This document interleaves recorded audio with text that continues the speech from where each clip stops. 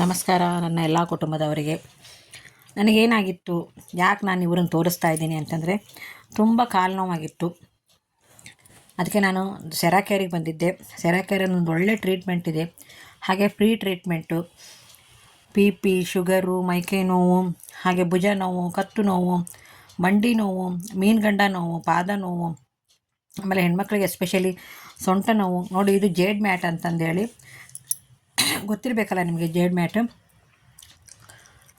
ಇದು ಕಾಯುತ್ತೆ. ಇದು ಕಾದಾದಮೇಲೆ ನಮ್ಮನ್ನು ಅದ್ರ ಮೇಲೆ ಮಲಗಿಸ್ತಾರೆ.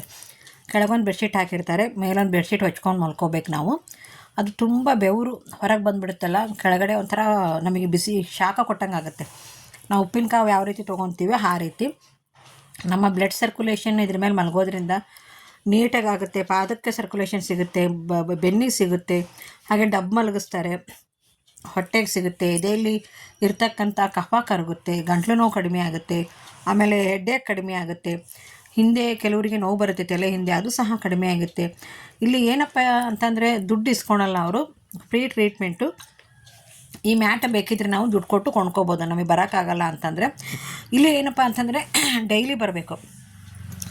ನಿಮಗೆ ವಾಸಿ ಆಗೋ ತನಕ ಡೈಲಿ ಬಂದು ಬೇಕಿದ್ರೆ ಮ್ಯಾಟ್ ತೊಗೊಂಡು ಮನೆಗೆ ಹೋಗಿ ನೀವು ಟ್ರೀಟ್ಮೆಂಟ ತೊಗೋಬೋದು. ಇಲ್ಲಿ ಅಂತಂದರೆ ನೀವು ಒಬ್ಬರೇ ಬರ್ತೀರಲ್ವ, ಈ ಮ್ಯಾಟನ್ನು ನೀವು ತೊಗೊಂಡು ಮನೆಗೆ ಹೋದೆ ಅಂದರೆ ಎಲ್ಲರೂ ಟ್ರೀಟ್ಮೆಂಟ್ ತೊಗೊತಾರೆ. ಹೆಚ್ಚಾಗಿ ಹೆಣ್ಮಕ್ಳಿಗೆ ಸೊಂಟ ನೋವು ಬರುತ್ತಲ್ಲ, ಇದ್ರ ಮೇಲೆ ಮಲ್ಕೊಂಡು ನಾವು ಫುಲ್ ಬೆಡ್ಶೀಟ್ ಹೊತ್ಕೊಂಡು ಮಲ್ಕೊಂಡ್ಬಿಟ್ಟೆ ಅಂತಂದರೆ ಫುಲ್ಲು ಬೆವ್ತು ಬಿಡ್ತೀವಿ.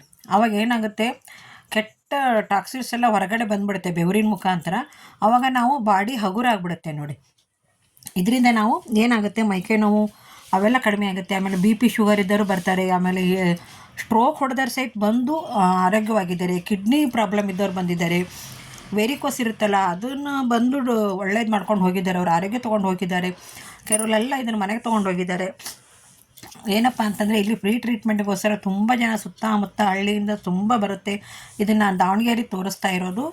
ದಾವಣಗೆರೆಯಲ್ಲಿದ್ದಾಗ ಹೋಗಿ ನಾವು ಒಂದು ಅಟ್ಲೀಸ್ಟ್ ಕಾಲಿನಾಗ ಒಂದು ವಾರ ಟ್ರೀಟ್ಮೆಂಟ್ ತೊಗೊಂಡೆ ನಾನು. ಹಂಗೆ ಹಿಂಗೂ ಅವರೇ ಎಲ್ಲ ಕೇರ್ ಮಾಡ್ತಾರೆ. ನಾವು ಹೋಗೋದು ಒಂದೇ, ಹೋದ ತಕ್ಷಣ ಅವ್ರು ಈ ಮ್ಯಾಟ್ ಮೇಲೆ ನೀಟಾಗಿ ಒಂದು ಕವರ್ ಹಾಕಿರ್ತಾರೆ ಅವರು. ನಾವು ಅದ್ರ ಮೇಲೆ ಬೆಡ್ಶೀಟು ಹಾಕ್ಕೊಂಡು ಮಲಗಬೇಕು. ಅವರೇ ಬೆಡ್ಶೀಟ್ ಹಾಸ್ತಾರೆ, ಅವರೇ ಬೆಡ್ಶೀಟ್ ಹೊಸ್ತಾರೆ.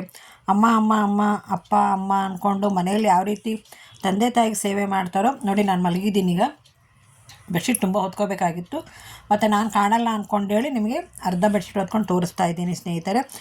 ನೋಡಿ, ಇದನ್ನು ಅವ್ರು ಬೆಡ್ಶೀಟ್ ಹೊಚ್ಚೋದಾಗಲಿ, ಅವ್ರು ಒಂಥರ ನಮಗೆ ಎನ್ಕರೇಜ್ ಆಗಿ ಮಾತಾಡೋದಾಗಲಿ, ಇದರಿಂದ ನಮ್ಮ ಅರ್ಧ ಕಾಯಿಲೆಗಳು ಗುಣವಾಗುತ್ತೆ.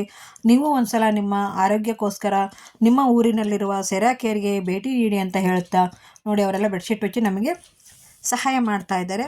ಎಲ್ಲರೂ ಒಮ್ಮೆ ಭೇಟಿ ಕೊಡಿ.